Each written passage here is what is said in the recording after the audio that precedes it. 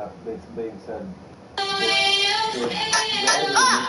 baby, I don't know why but I wanna they always have to say that they were murdered. What do you mean other people? What other people?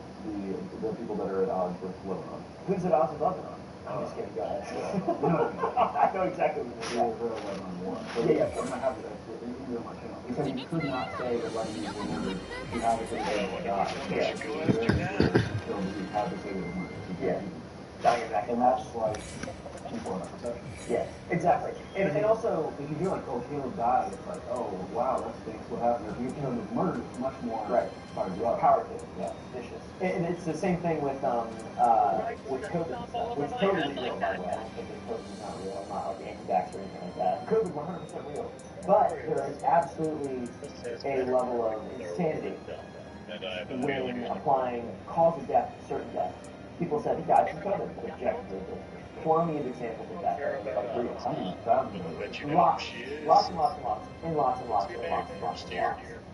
But, like you were saying, it's part of the cycle, it's part of the control, it's part of the operation, whatever is going on. It doesn't necessarily mean that it's evil, but it is there for a reason. And usually whenever you, it works and it's very effective, because whenever you even talk about it, when all that stuff's going on, you're attacked. And but now it's like, well, people are like, oh, of course there's everything is not black and white, obviously. There is intention behind every single word said. Every word said. If a company is owned by a guy who's not on screen, every single word that is being parroted by the people who are saying shit is 110% for a reason with intent. And that is not just to relay information. It's to relay information with intent. 100%. And we're but I will say, the ads that Brandon does, we don't even give you scripts. That will do whatever you want. This series is pretty good. Yeah. I just want to try.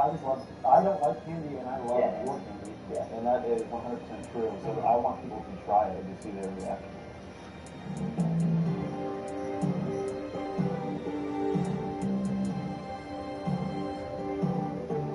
I'm gonna tell Takana I love her. No, don't do that. Then you'd be crying on my shoulder for days. But now it's stuck. Why are you so fucking rejected? Yeah, I'm not trying to like bring up stuff, but it is a good example of like most of my videos. You got him one. He's almost Most there. of my videos are just like I'm having fun and trying to do things. I'm not thinking about like what's the hook, how people want to watch. I observe that stuff. But everything Here comes my sweetness. But the reason is I would like to believe that. No, I thought you were just trying to spit game at me. That's the best way to do it. Exactly, dude. Whoa. No, I let Mario pick up his full dad like that. We have had 3 slides and 3 big games. Yeah. You guys are still with us, right? Yes, sir. MK Ultra's in your perfect day. That's what I was thinking. So you think you want to read this part? Yeah, it was active through the 60s, tested psychoactive / hallucinogenic drugs on Americans at all levels, social and economic. They were volunteers, some were unknowing test subjects, higher classes were subjected, lower classes were subjected, multiple drugs and for years. Yeah, this is the theory of potentially our boy Woodrow was MK Ultra. He hallucinated some Lanolutions and then wrote a book about it. I think that sounds like 100% happened to me. Or Indrid Cold is a creation of the government You just learned my name. to plant seeds of doubt. Oh, God. Dude, imagine if the government just didn't like you and started just sending smiling people. You just did a video about that guy that did it too, right? Yeah, Paul Benedict. Yeah, that was a scary Yeah, story. that poor guy. He got beat by the Air Force. Yeah. That's like getting whipped by, I'm not going to use the Air Force. I was about to say Air power. That's what I said. We like the Air Force. We like the Air Force. We might be a Marine Corps family, but we like the Air Force. Was your dad in the Marine? My brother Kyle was in the Air Force. He's technical program. Yeah. Air power. He would always say that. Air power? Yeah, he'd always Air power. Air power. Yeah. Was Woodrow injected with vaccine to Lanolution pathogens and made unable to transmit earthly pathogens? Or was he injected with some kind of hallucinogen that the experience? Yeah, so because he remembers being injected. But I've never heard anyone shooting out acid. It's typically oral ingested. Yeah. So I guess he probably couldn't inject it. Yeah, I mean, I'm sure you could come up with some kind of content. It would probably blast you so shot. I'd go with Mandalorian as well. Yeah, we're with you. Yeah. What about Barney and Betty Village? You know that story? What is that? That's like one of the biggest alien abduction stories. What do you think about alien abduction? Because this is kind of giving me the same sort of vibe where it's like people wake up from a dream and then they basically hallucinate, sleepwalk that they're being probed. But everybody has like the same story. I mean, I might be a lunatic, but I don't know. Let's say all that depends on his story. What do you think they want to have? What do they want to do? Arguing with each other about it? Lucky for you, I'm considering I'd never hold back against his best friend anyway. What, lower endoscopy? Yes. Mm-hmm. Exactly, dude. We should, I'll have upper and lower. For what? This video is age restricted. I can't watch it. I'm not old enough. So it's like, you're with her for that? I'm sorry. Oh. I'm only 12. Oh, you're really sick? You want to keep yourself in a herpes path all the time? That's anxiety. Yeah. Oh, the Skittle commercial? It's just that. Yeah, I get it. It's salt. What's the cure? Get away from my sweet name. Oh, there's no cure, and I feel like an animal in a zoo. Bizarre. Yeah. He was $500. You know why I like watching monkey videos so much? Why? Because you see, they're just like, that same savage video, and you see that they're just like out of their mind. sweetness. Oh, it's a monkey with clothes on. That's torture. We should allow that. Yeah. That's the same thing. I do know that, right? That's why I think it's so relatable. It's so funny. I think that's why monkey videos are so wrong and so like,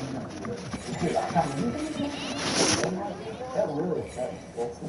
That really upset me. Yeah. Devastating. Yeah. Yeah. Rest in peace. Anyways. So here's the theory. Woodrow Derenberger was a MK Ultra test subject. Injured Cole, as well as his crew, family, and friends were CIA or other forms of government agents and regulators. I like how this episode is them just running a fade with each other. Yeah. For Agent Cole. It seems more realistic than the original telekinetic protein-shaped alien guy. If someone came to the car with a smile and gave you ask if you could 100% like remember them. That's true. That's a good point. His mouth wasn't even moving. I'd like to be like, yeah, I can see that for sure. Yeah, and he had other things that are perfectly viable conclusions. It's hot. It's the road. All the Kyotos Yes. Visiting the moon and other solar system bodies. Visiting Langelos. Aren't they just headed for their first year? Invitation to move all the way. He was invited to move. No, he didn't want to kill the students. Yeah, I probably. Yeah, they seem boring. What should we do there? Quite jack off like here. Well, that sounds pretty good. Jacking off here or in a utopian society? Yes, I feel like. I'll probably go. Maybe Stanley Kubrick. A set? Like a game set? No, like a movie set. Oh, okay. Yeah. Maybe the CIA wanted to test the millions of old people into believing they visited in the alien world. If you can convince them of that, true. Maybe it also served as a dress rehearsal. A lot of that makes sense. They always test the open window and seeing how far they can push and do what will work. What do you think about the video? No, I don't. I mean, it's hard to know. I don't want to say anything, but no, I had to get through the radiation belt. Do they know? How come the shadows don't add up with the light? True. The shadows are not. Do you think Earth's flat? Really, if I could be that flat and I would believe that, I don't necessarily believe that. What makes you not believe it? Sorry. What are you apologizing for? Just been on an airplane. Yeah. When you shoot guns, you have to. When you shoot guns at a long range and you calculate your dose sheet, you have to keep take into consideration choreography. Yeah, I'm not a fighter. No, it is bizarre. There's a couple people that I've seen make arguments for it. And then there's a few other people on the team already disclosed. I don't know if they're real, but I saw a guy today say that if the Earth was round, but moving uranium 1,000 miles per hour, moving uranium whatever, however. And a helicopter took off. The helicopter would just have to lift off, and the Earth would move, right? You know? Yeah. But that's like, obviously that's first grade elementary physics, I feel like. That's when you learn about the apple on the head, Sir Isaac Newton, and then inertia, physics and shit. Exactly. The thing that leaves me open-minded about the shape of the Earth is that NASA is a branch of our government. I just realized you're watching fucking Dub. So.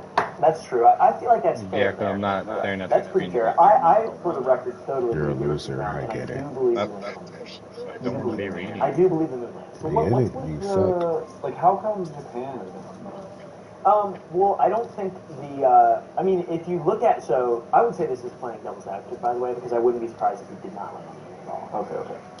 And I'm not going to, like, die on that hill.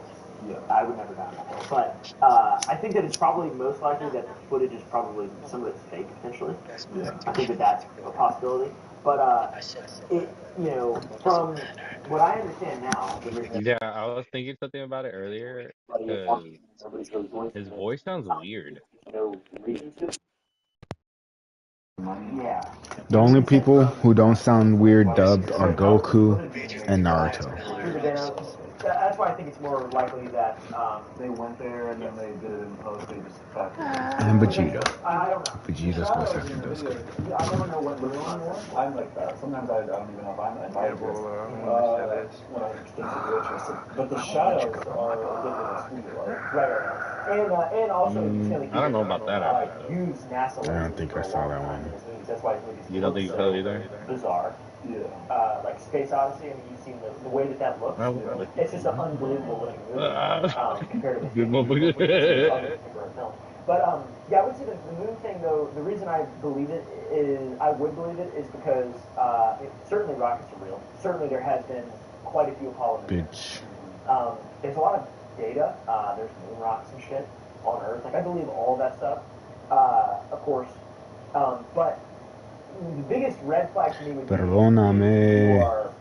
you are more incentivized to fake something, the greatest achievement of all human history, during the Cold War. Exactly. You're more incentivized to fake that. I would bet everything that there are huge aspects of it that are fake. Yeah. But at the same time, I don't know how you would get all those like astronauts and shit to not say something. You know? I mean, the one guy was socking in the face. Yeah, exactly. So I don't know. I feel like it's perfectly plausible that they went there, but the likelihood of every single aspect of it being dogmatically true, I think that's complete bullshit. I think it's I'm very skeptical. And also, if I was in charge, I wouldn't spend $75 million to go up into the moon. I would try to make life in America more affordable and comfortable, and make sure that their housing is more. Why? Because that it directly makes everyone's lives better. Who the fuck cares about it? Interesting. Like, what does the moon do for... Nothing. If Clint had to pay $500 less a month for his mortgage, that would 100% completely make his life better. Yeah. I mean, the moon is very important, but I agree. It might as well not even exist for all I care. I mean, there'd be a lot of water. I'd say it's very important.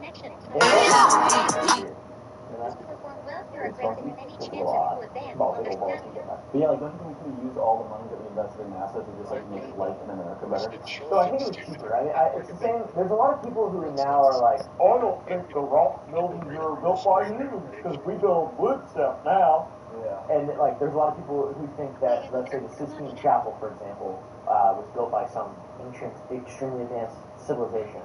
Not just because every human who lived, instead of spending time on TikTok swiping, they had jobs, they had to work, and there was like 7 jobs, and one of them was to be a stone.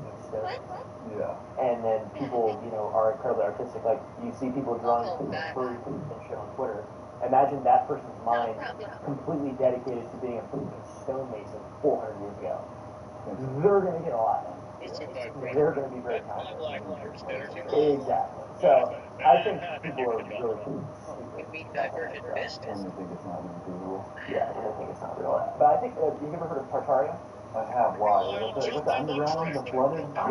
I don't know 100%. I've been seeing stuff about it. I want to do a video. We should do our next piece. I'm down. I believe it, isn't it, there was a giant flood, right? I'd love to learn about that. Yeah, that'd be really interesting. Should we, what do you think the focus of this should be? Should it be more so about we're figuring it out sort of together? Or do you think we should like know it, we should be articulating it to the audience? Because I feel like it's more fun kind of learning it. Yeah, I mean, discovering it's kind of cool. We get to discover it with the audience. I'd like to see their reception of this. Yeah, I haven't even like grasped on what people want to see. What they like. Yeah, same. It's weird because there's phases where I feel like it's so bad, and then other phases it's like I'm in the phase right now. I'm like I don't know. Yeah, but I enjoyed this format. Yeah, this is fun. It was fun. It wasn't like stressful to be like I gotta say the lines and give them informative stuff. MK Ultra sub-project, 130 documents are nearly entirely related to its financing. That's a big money thing. Who financed it? We did. The American government. The taxpayers? The taxpayers. The taxpayers finance their own torture? It's good. Torture, brother. And if this is what they released during the 1976 Freedom of Information Act, I wonder what they didn't release. More. There's no doubt it's an iceberg. So give me a single example of when everything's been released and then hasn't eventually come out that there's more. Give me a single. Or like the reverse iceberg, which is the Jeffrey Epstein client list.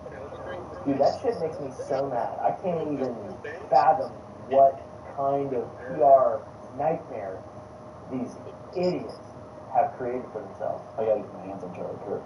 Dude, I gotta get my hands on him. Brother. Charlie, please. Go to the gun club. We'll sanction a fight, a legal, safe fight between Brandon Buckingham and Charlie Kirk. I'd let him punch me in my face 100 times just to get one shot on him. Really? Yeah. That would be really cool. Because I do. He needs someone to sock him. I would agree with that. But yeah, this was interesting. I'm going to say my take on this is that this guy was why would you with a do heavy that? dose of DMT or an extreme dose of acid, and this is what, what the fragments of his mind was left with. Okay. I'm going to say that he's a silly little guy who wanted attention. Oh, still one of those guys. More of a jester. Yeah. More of a, look at this, Lang Illusions! Because he could make money. I mean, it's like a fictional story. Oh, dude, it's epic. The writing is... Did he make money? I don't know. I guarantee he did. So he's the winner. Big winner. Yeah, I gotta start making money. I gotta start making an elaborate... Maybe I should just start dosing myself. But you should start making elaborate schemes. Yeah. Yeah. Anyone got Chase Bank? Chase Bank? You got Chase Bank? Chase Bank. Chase Bank? Scheme. I have Chase Bank. You got Chase Bank? It's my personal account. Yeah. Well, guess what? I'll give you $2,000 if you let me put $10,000 into it. And I think, hey, that's a real scam. I just did a video about, I filmed a video about this world of scams. It's insane. When'd you do that? Whenever I went to New York, a couple months ago. Yeah. Those comparables are still active. Yeah. It is still active. No, it's active. No, it's inactive. It's active. It's already lost weight, lost the game. Dude. It's no longer on creatine. You're right. I'm not Shit. So the 50 episode's fun. Yeah. You should put that on. Yeah, I agree. That would be fun. You should just put that on your channel. I don't know. You don't know? Not exactly what I want you to devour. Alright, well anyways, this has been the Too Late Show Files. Yeah. Yeah, I feel like it has been. Yeah. Or did we do the recording at all? Yeah, I wonder if this is just nothing or your skin's still in It's the a place. tricky move. Really? No. Your average sorcerer wouldn't know Well, I what hope happened. I would like to know genuinely what the people in the comments think of the format and what they want to talk about. Yeah, because I think it's funny, man. I think these are first good. I just want to know if is it good for a podcast?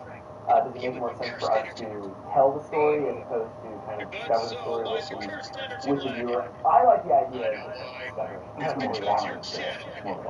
Seems fun. So, but that's so bizarre. So this guy just met this evil-looking figure that wanted to make the world better. Makes no sense. Yeah, That's not. But the thing is, MK Ultra, the government, they wouldn't do that. Yes. It's all bad. Unless they wanted you to kill John Lennon. So like picture this as To make the world better, you have to. exactly. The Antichrist is They say it flows from the navel to the chest, then to the And shoulders, the planet. Yeah. Okay. yeah. The planet will be so much better if you Yeah. stay alive. Richard Nixon says John Lennon must die. I believe it.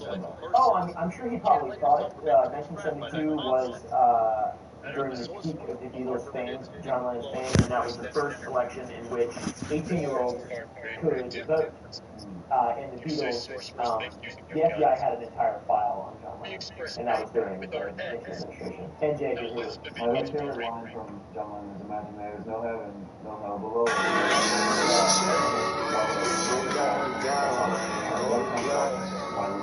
I had zero faith in that. But thanks for that. Let it be. He's pretty good. That's Paul McCartney. That is really good. He's good captain. That's Paul. He's still going. Who's good? George Harrison and John Lennon. It would take Pearl Heaven years for you. Press back to you want some content like this, and go to the Duck Duck Club. Let us know what you want to do, and we'll turn it happen. This should be good. Yeah, I had a blast. So I love anyone, and we love to collaborate with you guys on the videos and events. So good job. And call that number. Yeah, we got a number. That'll probably be in the previous show. I'll stand some of this. Yeah, sure. This on the same channel, right? Yeah. Yeah. If you don't like it. Hey, you! We got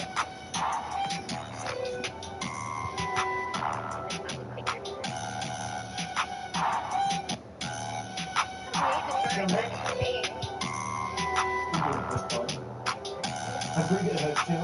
Welcome back to the Spooky Skeletons Podcast.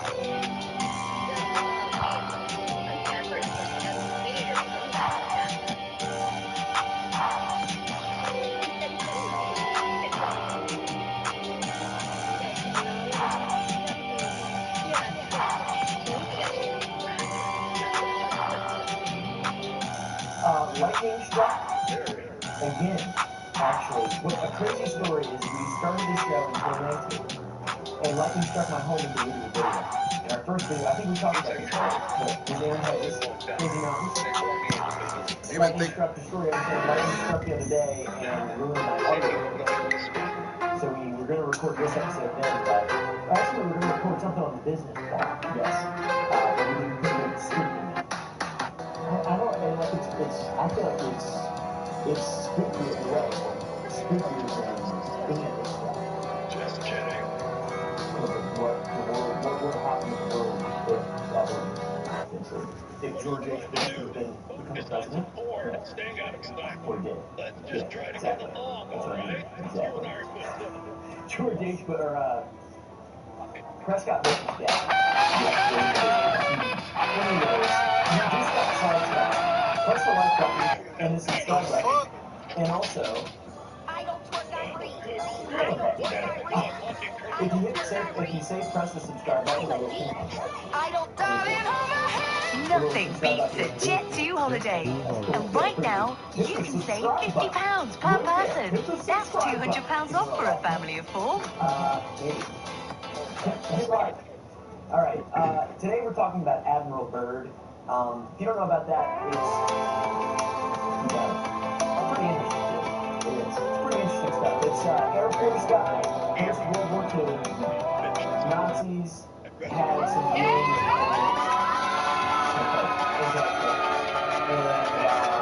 And we were trying to figure out what the answer was. And lo and behold, the name of and that's when the Nazis. Oh, you like it when I stay out late? Is there anywhere in this world a dream contest? With a Ford Tri Ooh, I know it's not Ford, my phone, but Ford Tri-Motor? Yeah, I think. Yeah, oh, it is a Ford Tri-Motor. Floyd Bennett. That's his name. Admiral Byrd. Okay. Admiral Byrd's Floyd Tri-Motor. The thing's name was, let's see, Floyd. Alright, so this is the Admiral who flew too far. Secrets from within the Earth. Is that going to be the YouTube title? So we're going to do things a little bit differently in this episode as well. We're going to we actually have specific parts written for each host. I'm host 1. I'm host 2. And he's host 2. And we have specific parts, and let us know what you think about the new vibe. If you don't like it, then you can go fuck yourself. Dark atmospheric music fades in. What if in 1947 a decorated American admiral warned the government about the possibility of hostile aircraft attacking the United States from the polar regions? Not from Russia, not from any known enemy nation, but from the poles themselves. What if the same admiral spent months alone in the Antarctic darkness, slowly poisoning himself while transmitting increasingly bizarre radio messages to the outside world? Messages so strange that his own men risked their lives at minus 70-degree temperature to reach him before he completely lost his mind. Pause. I think here's the music sting. Oh shit, I gotta help myself. Anyone excited? And here it comes. And what if this admiral led the largest military expedition in Arctic history? 4,700 men, 13 ships, 33 aircraft, only to have it mysteriously terminated early after encountering what some describe as heavy resistance from unknown forces. Pause. And stare at the camera. The full story of Admiral Richard E. Byrd rarely makes it into the official history, because it's bullshit. Anyways, they focus on his achievements as a polar explorer, his flights over both poles, his scientific discoveries, and his role in mapping the frozen continent. Not all the other stuff. But there are erased diary entries, secret warnings, a massive military operation disguised as exploration cut short under mysterious circumstances, and men who died under strange conditions.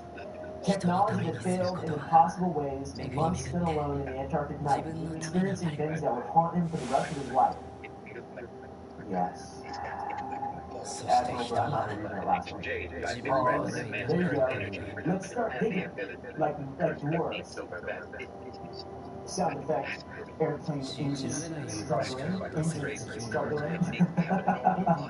There is more to host too, by the way.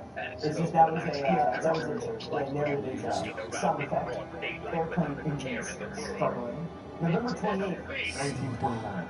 Admiral Byrd's Ford Trimotor Floyd Bennett is struggling to clear the Antarctic mountains. Loaded down with 15,000 pounds of equipment and fuel, they're attempting something that has never been done before. A flight over the South Pole.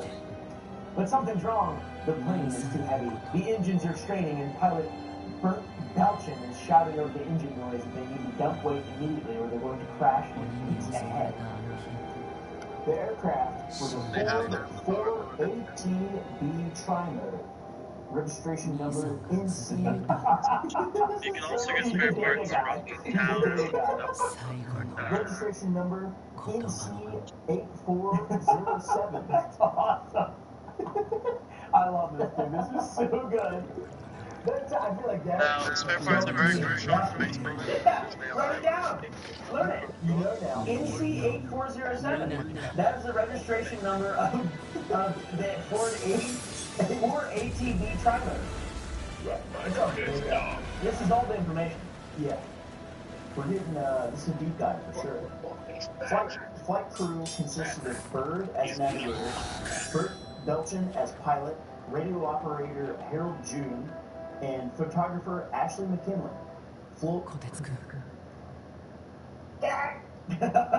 Total flight distance, 1,600 miles.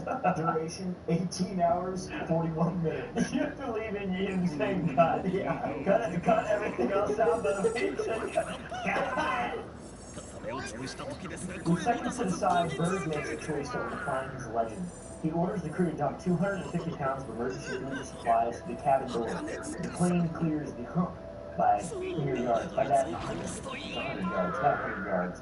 And mountains leap straight beneath them as they scared, flying too close. Sound effect, that little scraping. But that's still funny though, I think. But that's not the end of their problem. At 11,000 feet, the right engine begins backfiring and missing. At that altitude, 2 engines can't keep a 15,000-pound aircraft airborne. For 18 hours and 41 minutes, they fight mechanical failures, useless magnetic compasses, and turbulent conditions. So yeah, 1929 South Pole flight. He also had a 1926 North Pole flight. He was a legend, kind of. And then the most important one, though, is 1947. Yes, that's the military expedition, the military operation, rather. And yeah, what's the post-flight analysis say? Post-flight analysis revealed significant navigational discrepancies. In 1996, Ohio State University researchers Dennis Rollins and Robert Brennan examined Bird's diary entries and found erased calculations suggesting that the 1926 North Pole expedition fell short by 80 to 165 miles of the actual pole, which is so funny. He erased it. Yeah, I don't know. No, I got on that. Yeah, from this, and if he messed that up, what else did he mess up? 165 miles is a long ways. That's a long. That's not the pole anymore. That's like saying you're in Winchester, Virginia, but you're actually in Rome, West Virginia.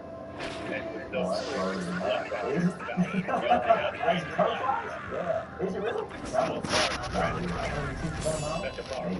already failed to finish the whole movie. Did Dennis Rollins try to finish me with a slash. That's true, in 1996. 1996 from 1926 to 1996. That's a long time. And yeah, they couldn't move around a lot. So yeah, the point is potentially, maybe potentially none this happened. But at the same time, it all happened. I believe it. I want to. I don't even want to. I just believe it. I just decide. You ever decide to believe something? Oh yeah, it's called having faith. It's very powerful. Yes, sir. 1934. Admiral Byrd makes a decision that seems almost suicidal. He volunteers to man an isolated weather station alone, 123 miles from the nearest human being, in the heart of the Antarctic winter. The Advanced Weather Station, designated Bowling Advanced Weather Base, was established at 80 degrees, 8 minutes south, 163 degrees, 57 minutes west.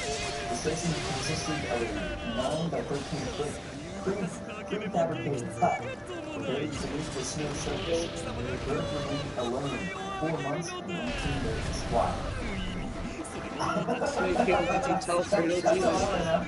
Fucking why? What are you gonna learn in Antarctica? Yeah. Minecraft. This is fucking ends up old ring top. Yeah. White top. That seems so useless and dumb. That's a shit about to 9 by 13 hut. A prefab hut. Why would a decorated admiral choose to spend months in complete isolation in one of the most hostile environments on Earth? The official reason was scientific. To gather weather data, but Byrne's own writing suggests something deeper was driving him into that first incident. On May 31st, carbon monoxide from a faulty stove begins poisoning him. But instead of abandoning the station, Byrd continues the mission.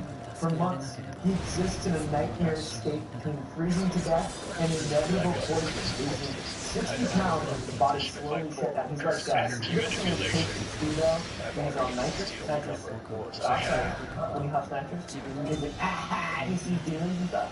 And he's talking to people that aren't there. Yeah, that's Byrd. That's Admiral Byrd. That's Admiral Byrd from fucking Hudson. Fucking smoking salad balls. Puffing on stove gas. Medical records indicate Byrd suffered from carbon monoxide poisoning, hypothermia, malnutrition, and what Expedition Dr.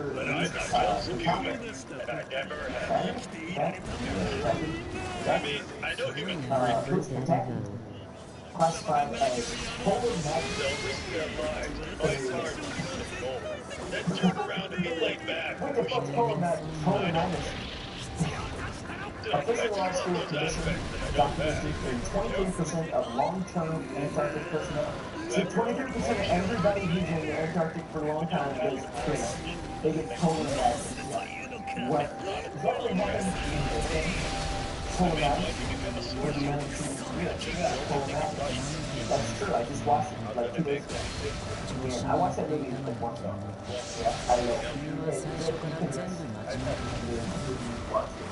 Probably this one. I love that movie so much. It's so good. It's amazing, and they all have cool background. The radio transmissions increasingly bizarre. So bizarre that middle America began to worry that their admiral and region was driven from the mountain. What the hell is Little America? That's a little basic. Okay, yeah, a little basic. I knew you guys know. Let me show you a picture. Yeah, is it Little America? Is it still operational?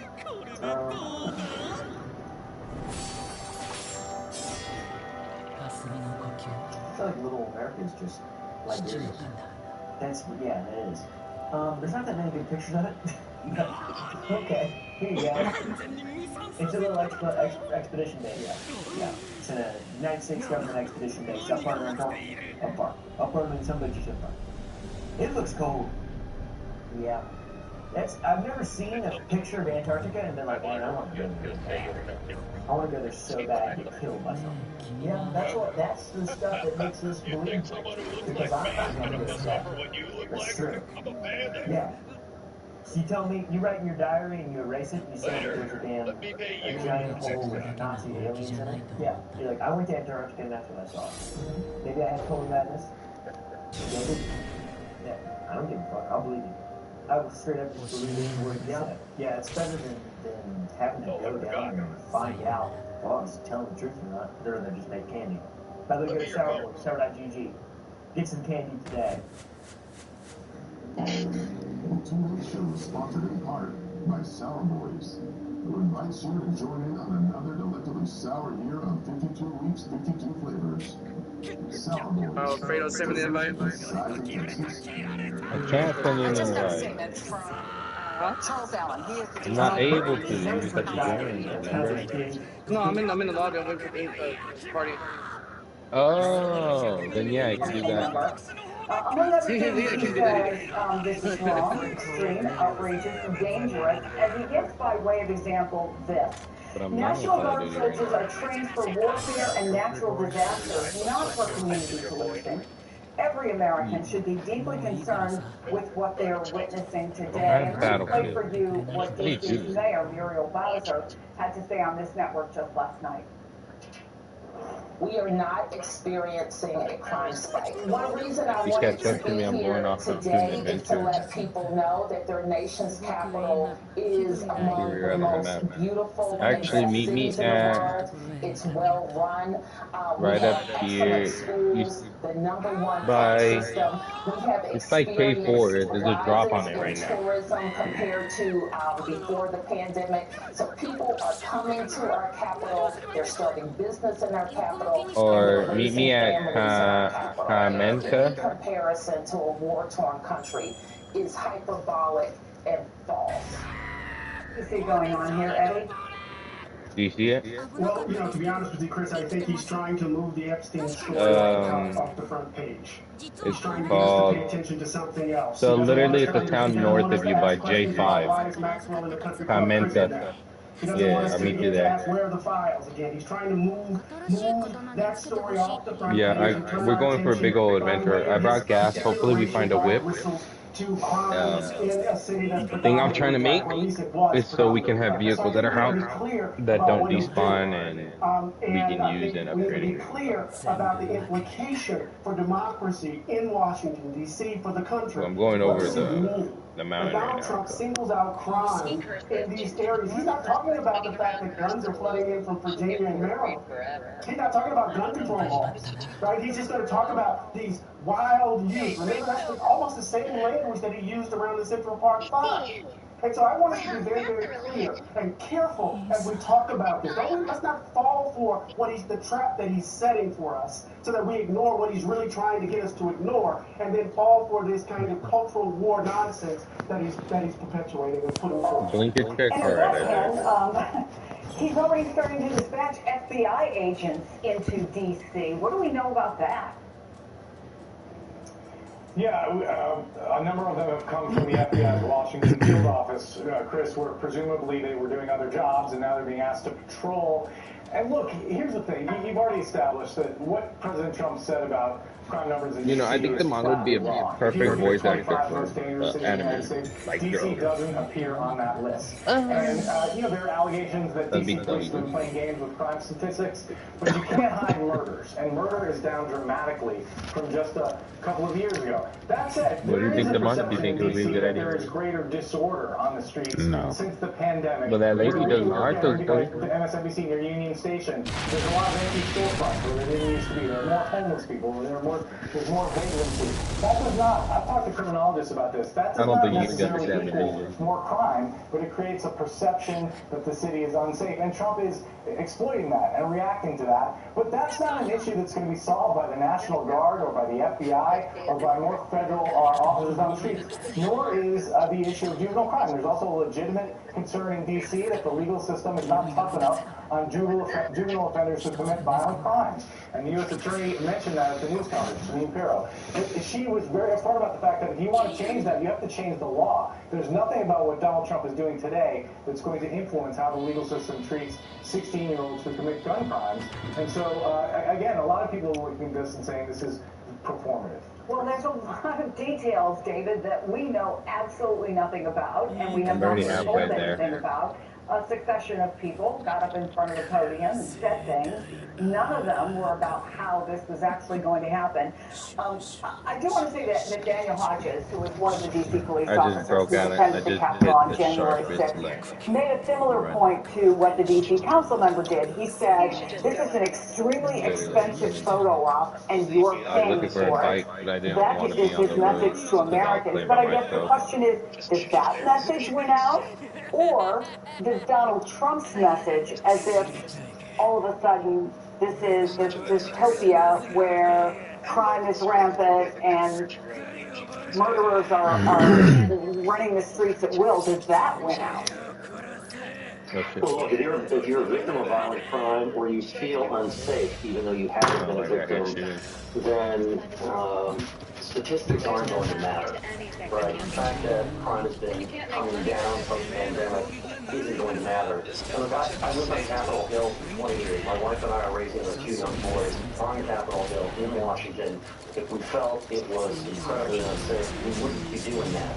That being said, crime spiked during the first year of the pandemic when Donald Trump was in office, and it was allowed to proliferate. Actions like this might have actually made more sense during the first year of the pandemic than they do now. Crime continued to go up in the first year or so of the Biden administration. Even Joe Biden himself worked with Republicans in Congress to kill a D.C. government criminal justice reform law because they felt it was going to be too soft on criminals and not reduce violent crime.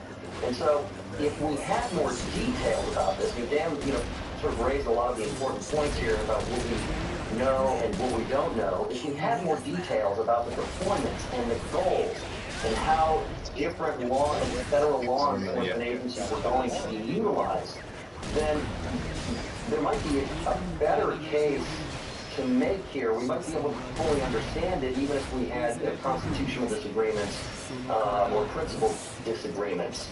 But there's just so much we don't know. I will say though, the past couple of years, unlike before the pandemic, D.C. did not feel as safe as it was. I knew people personally who were victims of horribly violent crimes, things that I didn't know before. And so there was and have been issues. I think the question is, how do we get to that? The most interesting thing Donald Trump said in that hour plus he spoke was he doesn't think the city needs more police officers. And that's a very interesting approach. It's true we need tougher penalties for violent criminals, particularly youth. But the fact that the president doesn't think we need more police, particularly when federal action is supposed to be limited and not permanent, was very interesting. I'm curious to see what the mayor and the D.C. council think about that. Well, I mean, again, if there were details, and I didn't really hear any, maybe the closest we got was a suggestion by the president that somehow, in his view, police need to be empowered because up until now they've just been faking it. Take a listen. I watched them police and they're told, don't do anything under any such of this, and you can see they want to get at it. And they're standing there, and people are spitting in their face, and they're not allowed to do anything. But now they are allowed to do whatever the hell they want. Whatever the hell they want. As if police have been not doing anything before this, Eddie. What do you make of that? Whatever the hell they want. Just to be honest with you, I'm trying to hold my temper. I think there's an ongoing argument that he's having in his head with Black Lives Matter. There's an ongoing argument that he's having with the questions around criminal justice reform and police reform. It's interesting that he really doesn't really care about what's actually happening in D.C. on a certain level, because he's not trying to get at the underlying root causes.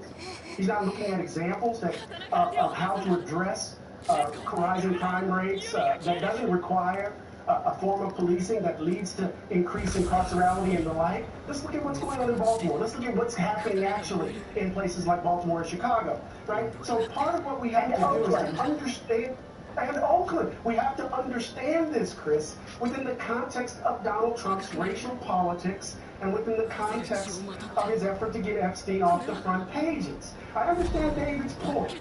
But when we try to treat this as a rational response, then we lose sight of the actual politics that's being played here.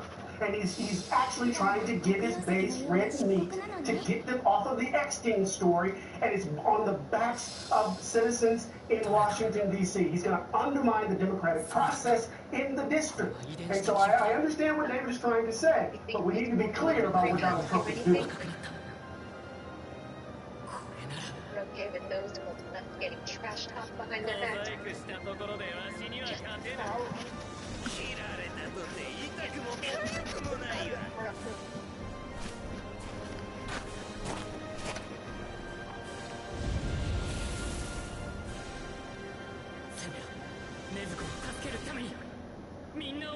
Beautiful bastards! Welcome back to the Philip DeFranco Show, your daily dive into the news, how it's being covered, and how people are reacting to it. It is Wednesday. There's a lot to talk about. I had food poisoning last night. You want to know where we're going? With that monkey, and we're going to jump into it. What? Oh, to those buildings? Fuck you, Kanye. That is what one celebrity said in a viral video, but the thing is, they didn't actually say it, because the video was actually made with AI, making the rounds on Instagram, doing stars wearing shirts, and middle finger to Kanye, and having a star of David. And for this, it could be an obvious attempt to push back at the anti-Semitism in the studio language, and then it can see the likes of Scarlett Johansson, Drake, and Ben Stiller, and more appearing for the video posted by example. With a video being shared all over the place, some arguing that it was actually. So I'm looking for two things: scrap metal and spare parts. AI sludge with a green being something like this. They're not in it. Someone could just as easily use this to make the same video that we're in Kanye. You'll find them on the ground. Kanye West, but fuck with using AI too. Right? It wasn't just battery, light bulbs, and cameras as well. I am a Jewish woman with no tolerance for I'm trying to get. I also firmly believe that the potential for hate speech multiplied by AI is a far greater threat than any one person who takes accountability for it. Saying we must block this use of AI, no matter its messaging or we risk losing a hold on reality. Johansson also noted that he was retreat in here.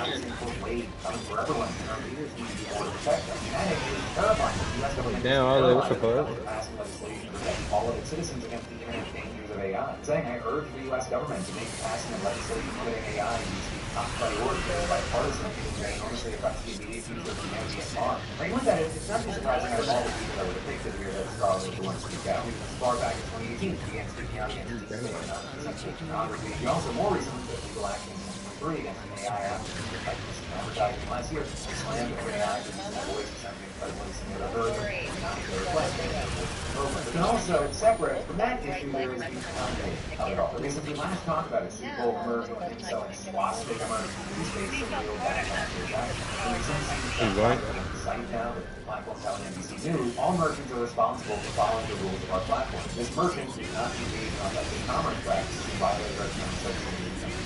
Chinese agent also dropped it in his week, rather than specifically in response to remarks. We even saw a Jewish employee filing a lawsuit against him, claiming he was abusive and called himself a Nazi. But as Tapper also saying that at one point he suggested that he was condemning Nazism. Oh shit! I scraped that car. This shit kind of weird because of the sidecar. The suit also claiming that back in June, he complained about how much several Jewish employees were making that wrote love their first day of work for him. Because in addition to that, Reagan called ugly executive. He's fired the day after his rant. The lawyer released a statement saying, Ye waged a relentless and deliberate campaign of sexism and misogyny against my client. We need to stop it.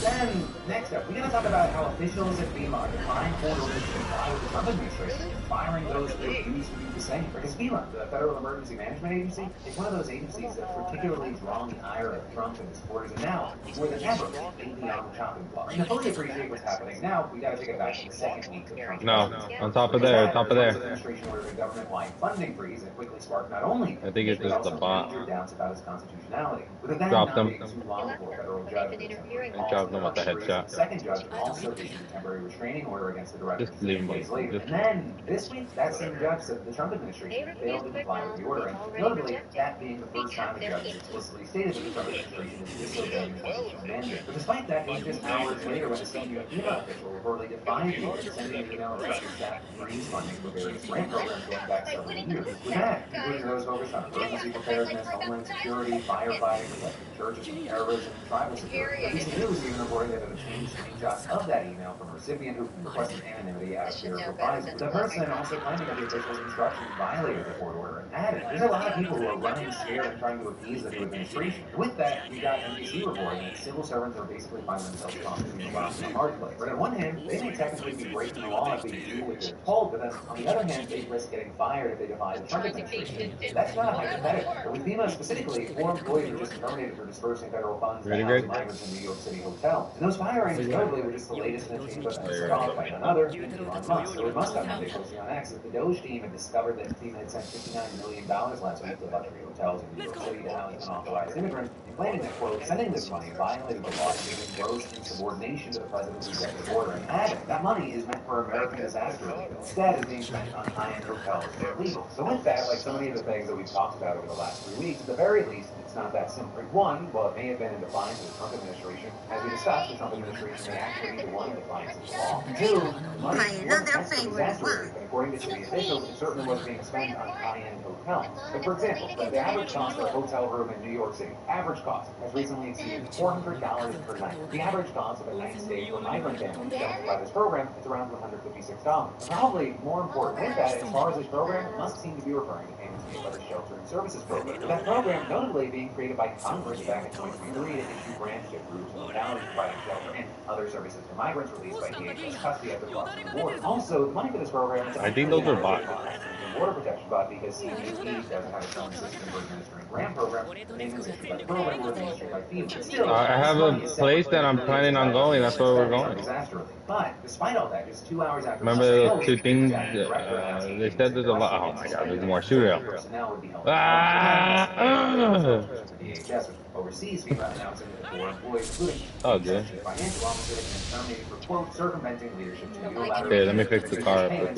New York City hotels for migrants, and saying, under President Trump and Secretary Nolan's leadership, DHS will not sit idly and allow D.C. activists to undermine the will and safety of the American people. With that, some former senior officials of FEMA reportedly expressed concern, saying FEMA have been fired simply for doing their job by distributing federal funds as directed by Congress. But in any case, all of this is just one part of the battle over FEMA, because as we talked about, FEMA I grabbed 2 literally. Misinformation. Trump, Elon Musk, and their supporters ever since Hurricane Helene. Within the first week of his presidency, Trump talked about shutting down media and signed an executive order establishing a body to investigate the agency with the accused of political bias, denying aid to his supporters, and spending billions to welcome unauthorized migrants. And then, less than 2 weeks I'd rather drive in third person. This is better. Move, bitches. Oh, my neck. Get him, Greg. Get him, Greg. Oh, I thought I was going to be smooth like butter straight through there. finally, just yesterday, U.S. Trump tweeted and said, Biden-run FEMA has been a disaster. FEMA should be terminated. It has been slow and totally ineffective. So, of course, with that, you have experts saying that Trump does not have the authority to terminate FEMA, saying that would require congressional action. But all of this, as we've talked about over the past 3 weeks, as Trump has been testing his power. He's seeing what he can do, understanding that there will be legal challenges, with many likely go to the Supreme Court. But also with that, right, there's a lot of concern right now about what that can mean for disaster preparedness across the country. And again, as we've talked about with several different topics, that does not mean that FEMA cannot be improved upon and there shouldn't be criticism. For example, a guy who briefly served as FEMA administrator during Trump's first term, he claims there's actually a widespread agreement that the agency needs reform, but also said that its preparedness and disaster response functions are in high demand and well executed. With him also telling Axios he got me. National effort to reform FEMA. I don't think anyone is arguing with the president on that, even people at FEMA. But the disassembly, the abolishment of FEMA is not the natural issue. Then, shifting gears, Trump just had his first confirmed conversation with Vladimir Putin. Butter, not butter. They agreed to negotiations to end the war in Ukraine. But with Trump breaking the news on social and saying the phone call was lengthy and unproductive. They discussed Ukraine, the Middle East, energy. I'm hopping off. Each talked about the strengths of our respective nations. And shit, got shot in the head. Greg! But first, as we both agreed, we want to count the millions of deaths taking place in the war with Russia and Ukraine. Damn, I cried. It wouldn't even use my very strong campaign model of common sense. So they're going on to claim that they agreed to have immediately and that he plans on calling Ukraine's President Zelensky to inform him of their conversation. And then, thanking Putin for his time and effort with respect to this call as well, as yesterday's release of Mark Can you revive me? school teacher who was detained in Or can you build a bed? Make a bed, make a sleeping bag. I believe this effort will lead to a successful conclusion hopefully soon. As far as other details about the conversation from the spokesperson told reporters that lasted Just go up to one of the people and cut their clothes off like a little whore. Moscow. Well, Trump did say whether or not he and Putin discussed Vogel on the call. Many outlets did note that their conversation did follow a major prisoner swap. In exchange for Vogel's release, the U.S. agreed a Russian national being held in states for money laundering. Yesterday, we had Trump suggesting that Vogel's release could be a start toward building relations that would allow the war. Many outlets also noted this Trump's Secretary Pete Hegseth has said that returning Ukraine to the war borders is unrealistic. While Trump's post about the call literally did not specify where Zelensky attended the negotiations, not long after Trump's announcement, they say, I had a meaningful conversation with POTUS. We long talked about opportunities and opportunities. We discussed our readiness to work together at the team level and Ukraine's technological capabilities. So, adding, President Trump shared you put it down? conversation with Putin. No one wants peace. You have to assign it to me. You have to put it down and assign it to me. Like, give it to me. A lasting, reliable peace. As President Trump said, let's get it done. And as this news broke, we saw a lot of outlets kind of noting that the description of this call marks a shift in U.S.-Russia relations. So, for example, the Washington Post added, in a highly charged choreography of diplomacy with an adversarial leader, the Trump-Putin call was likely to upset Kyiv, and former President Joe Biden had a mantra of coordinating closely with Ukrainian leaders before any contact with Russian officials. No, it'll just be like give to player or something right under that. Zelensky to loop him into the conversation. And then we'll get to more news in just a moment. But, we're coming up on Valentine's Day, and we should talk about something we don't normally discuss. Your relationship. Right? Falling in love, it could be exciting. But staying in love, that is where if anything happens. And that's exactly where today's sponsor, Paired, comes in. You see, Paired is a relationship app that helps couples actually stay in love. Right? Think daily conversation starters, expert advice, and alright, go ahead now. Strengthen your bond. Because let's be real, life gets busy, the world's chaotic. It's fine, I'm running to One you. of the things I love about Paired is how it makes relationship care a daily habit. You get engaging quizzes, meaningful challenges, and conversation prompts that help you connect on a deeper level. And understand, it's not just for couples going through rough patches either. Whether you're newly dating or been married for years, Paired helps keep that spark alive. And a really cool feature is the relationship timeline, right? It tracks your journey and helps plan for the future. I mean, sometimes we need that reminder of how far we've come. But my favorite feature, you can't see answers until you share yours. Just trying to find some cover, maybe they'll slowly push you and you can just get the jump on them. Everything in the app is backed by relationship experts. Because you can't see shit in the dark, and these bots are dead to hard and close. So you ready to strengthen your relationship? They shoot so well. No, you good. I'm about to be towards you in a minute or so. Don't worry. I want to deep dive on something. What happens when someone is sentenced to death in a state that doesn't carry out execution? Because according to a recent Washington Post analysis, more than half of the 2,100 inmates in the U.S. sentenced to death are in jurisdictions where executions are on hold in one way or another. This is also in many of those places, execution could resume at any time, whether by official decree or maybe a ruling getting overturned, for example. So you've got hundreds of inmates and the loved ones of countless victims just left in this limbo state while the debate surrounding the death penalty just drags on, waiting for an execution that may never happen. And a perfect example of this is John Lesko. Back in 1979 and early 1980, John Lesko and Mike Travaglia, they committed a string of violent robberies and they killed 4 people. With their 4th and final victim being Leonard Miller, a 21-year-old police officer in Apollo, Pennsylvania, who they shot and killed on January 3rd. Ain't no way. And later that day, the police stormed the hotel room where I got shot. was staying, and they arrested them. Yeah, well, I was running up to the thing. Murder in 1982. So off to death row they went, but they didn't go quietly, where they spent decades filing appeals and even got a new sentencing that ended with the same result. But before they could be killed in 2015,